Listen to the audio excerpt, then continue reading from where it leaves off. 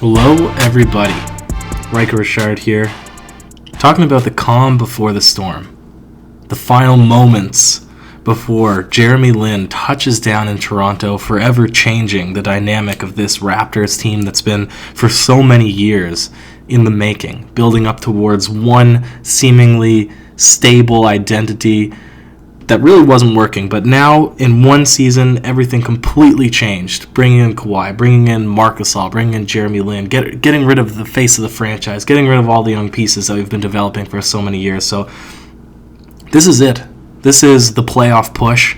This is the year of absolute make it or break it, and it's extremely exciting to be a part of. So before we get into all the games now and All-Star break, before we start seeing everything actually unravel, this is the final, podcast to get everybody's take, predictions, thoughts, commentaries, before we start seeing words come to action, we start seeing the players actually produce, or lack thereof, out on the court where it matters. So Jeremy Lin, that's the hot topic. And now, of course, in the last game, we see Marc Gasol playing his mind out, right? Absolutely proving all of my doubts wrong, right? Because I was very hesitant in terms of, will this trade pan out? Was it worth it to get rid of three pieces to get back one with no foreseeable prospects?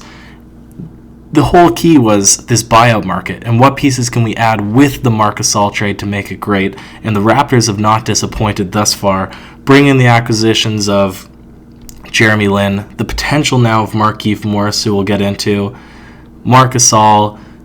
I think the Ben McLemore thing didn't really pan out, but even more intriguing now is Patrick McCaw playing like something really special, right? Like a guy that perhaps can actually give a really serviceable push come playoff time. So there's a lot of pieces now that are pushing the Raptors into the forefront, because with all the other movements in the East, they've really been cast into the shadows. And forever have the Raptors been a team shrouded in doubt by all the fans around the league and all the commentators around the league that are not always watching the Raptors. They've always been that second place team. They've always been a kind of the pushover of the East, right? The pushover team in the playoffs in the East. But this season, with this currently assembled team, the question that we're about to ask now, that we're about to delve into, is this now the team that can make a deep run into the playoffs, can get past the stacked top four of the East, make it all the way to the championship, and then we figure it all out from there? Because obviously there's that, I don't know what you would call it now, triple, quadruple, synctuple headed dragon of the Golden State Warriors that seems so daunting over in the West. But that's a far tale. So we start right now. Jeremy Lin. He's coming in. His impact will be immediate. And this is a guy that's played his entire career, right, ever since the emergence of the Linsanity days back in New York. Those 25 to 35 glorious games where he emerged, he exploded onto the scene, an undrafted Asian guy from Harvard with absolutely no prospect really in the NBA. He gets a little contract, he's given a small break, and absolutely makes the most of it and captures the heart of all NBA fans far and wide. And from there, he's really had himself a nifty little career, right? Nothing to be absolutely blown away by. But as we said in one of the previous podcasts, this isn't a guy that you're expecting to be an all-star. This is a guy who's consistently, when he's healthy, a 15 to 20 point scorer on given enough minutes, that can play at a high level. He has good size to play either the one or the two, can shoot the three at a decent rate, above most currently on the Raptors, which is an absolute plus, an absolute benefit. Anybody knows that that's the Raptors' woes right now. And any commentary to say that he's not a good defensive player is absolutely absurd as well. This is a guy that can handle good set defense. He's not going to lock, a terrific player down, but he's not going to be an absolute liability out there like a Mario Hezonja or somebody like that, not to throw players under the bus, but we know that there's defensive liabilities, and that's not Jeremy Lin. So he's going to come in somewhat limited minutes this season on the Atlanta Hawks, playing behind Trae Young, and of course he comes into a situation where, maybe we're going to want to rest Kyle Lowry and give him a little bit of time because to make sure that he's healthy for the playoffs and to perhaps rest his back. So he'll get maybe the starting opportunity, but just as all hope seems dim, getting rid of DeLon Wright and then Fred VanVleet going out with a 3-week injury. Now Jeremy Lin is coming in, and he's going to get 20 to 25 minutes per game, maybe even 30 minutes per game. Unlikely, but it's possible. And now if you look at his PERs, if you given 36 minutes per game, now he's at a statistical career average roundabouts, which he's going to be able to give you at a high level.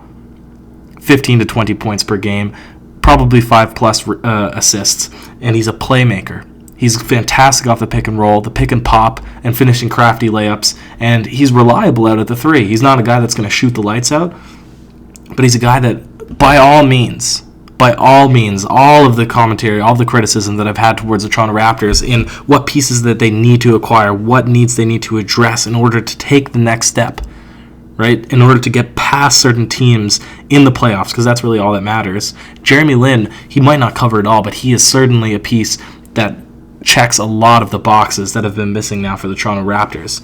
And now what's even more thrilling, and of course we want Fred VanVleet back, and of course the whole situation will change now when he comes back, but if we think about it really, and we'll talk about Lin and Gasol dynamic, because those are the two biggest pieces now. That's the two biggest things that's happening currently with the Toronto Raptors, is they're both playmakers.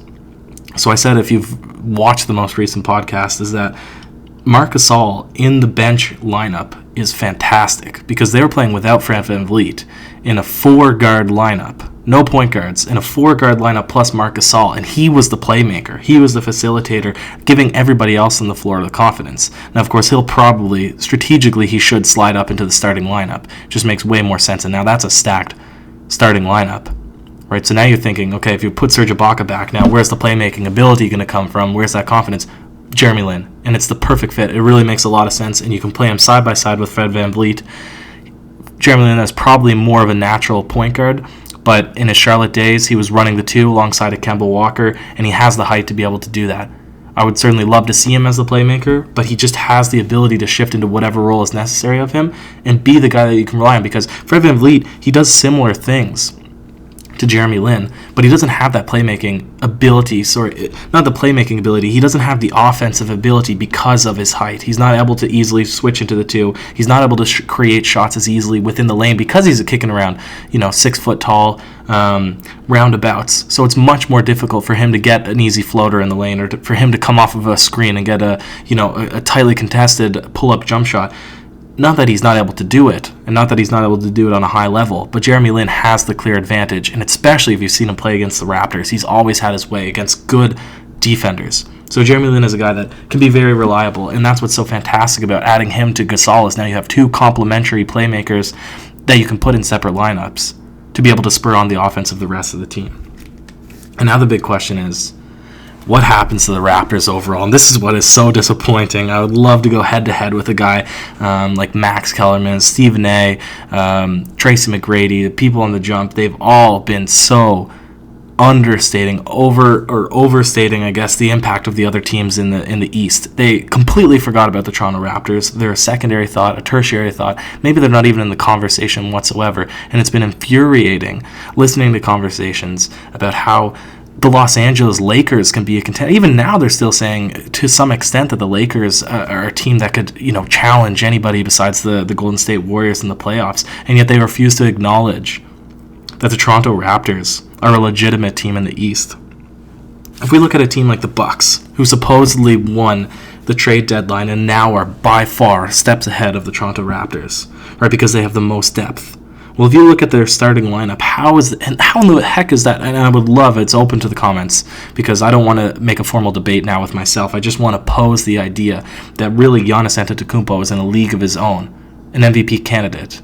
But you can't refuse or refute the point that Kawhi Leonard is also a top 5 player in the league in terms of offense and defense, right? So that's a perfect 1-to-1 matchup. And now you have Chris Middleton against a Danny Green, who's a perfect defender. Brook Lopez, who is nothing compared to Marc Gasol. You have Malcolm Brogdon, who is a good NBA player, but is nothing compared to a 5-time All-Star, and Kyle Lowry. You have the addition of Mirotic, so maybe the Milwaukee Bucks have a slight advantage in terms of 3-point shooting. But if you look around at how the depth now of this Toronto Raptors team. I can't see, and now I can't see how the argument is that the Bucks are miles ahead. So please have the argument with me if you have any thoughts on that. And then we look at the other team, the 76ers. Now they might have one of the best starting five lineups, but again, you're putting Joel Embiid against Marc Gasol. That's a good matchup right there. You're putting Kawhi Leonard against whoever you want, maybe Tobias Harris or maybe Jimmy Butler, but that's a good matchup. And now Danny Green gets the other. Now Danny Green is not going to match the offense, but his defensive ability will be able to shut a guy down like that. You have Kyle Lowry against JJ Redick, another good matchup. You have Pascal Siakam now, who probably can't be guarded against maybe anybody on that team. I could see a nice matchup between Ben Simmons and Pascal Siakam, actually. That's a very good matchup. But this is a team that really stacks up well in the top five players. But now, the 76ers, they don't have a bench. Boban, I love Boban Marjanovic. And I love some of the guys on that team, but that's nothing compared to the Toronto. And now this is heavily biased, but again, I'm not going to debate myself, so that's why I'm leaving this open-ended. So please make an argument as to how, and then I'll address it in a further podcast, as to how the Milwaukee Bucks, the Philadelphia 76ers, or the Celtics are better than the Toronto Raptors. I would love to entertain that thought. So put it in the comment section what gives them the competitive advantage, and we'll break it down in the further podcast. But from what I'm seeing right now is not only do the Raptors have a legitimate chance now to get past all of these teams, but they have a legitimate chance to make it all the way to the finals and to contend and to trade punches, to trade blows with the absolute best of them in the NBA, because this is a team that everybody is sleeping on, and now they have the proper pieces to really capitalize. So the final question is, and this is what I said a little bit earlier in the podcast, is that the Raptors are also very interested in acquiring Markieff Morris. Now, if you have any information about Markieff Morris, or if you've been keeping up to date with it, is he has somewhat of an ambiguous, I believe it's spinal injury or neck injury. I'd have to fact check myself again. I don't remember now. I was looking at the facts about a week ago, and it's inconclusive right now as to what the extent of this injury will be. So it's a bit of a risk. It's a bit of a gamble, but this could be a fantastic pickup in the backup power forward, in the backup four position, that could, again, fill out the needs of the Toronto Raptors team. But assuming that we had nothing, I'm still confident in this now with these pickups and the development of Patrick McCaw and different role players that are now seeming to step up for whatever reason it is. So hopefully it carries through with the All-Star break. But the final question that I'll leave, so I want to see two things in the comment section here, is if you have an opinion on why the Raptors can't get past a certain team in the East, I want to hear it. I want to debate about it. I want to make a podcast about it. I want to challenge your guys' opinion. And the second thing is, if you don't think another team in the East can beat it, the Toronto Raptors, is this team enough to get to the championship, to get to the NBA Finals, and defeat whatever team it is? Most likely the Warriors, but I'm not putting it past the OKC or Houston to make some damage in the West this season, either in this playoffs. So if you think that the Raptors are an easy shot to get to the championship, who else do they need to pick up? What does this team need to look like? Or are they ready this season to take home an NBA Finals championship trophy? All right, I'm checking out. If you've made it this far, hit the like, hit the subscribe. I'm really excited moving forward. We got a lot of new fans coming in. Check out the Twitter, the Instagram. You guys are the best for making it this far. And don't feel afraid to hold back in the comments. This is the most exciting time of the year for me. I say that a lot, but I love it. So thanks for listening. Cheers.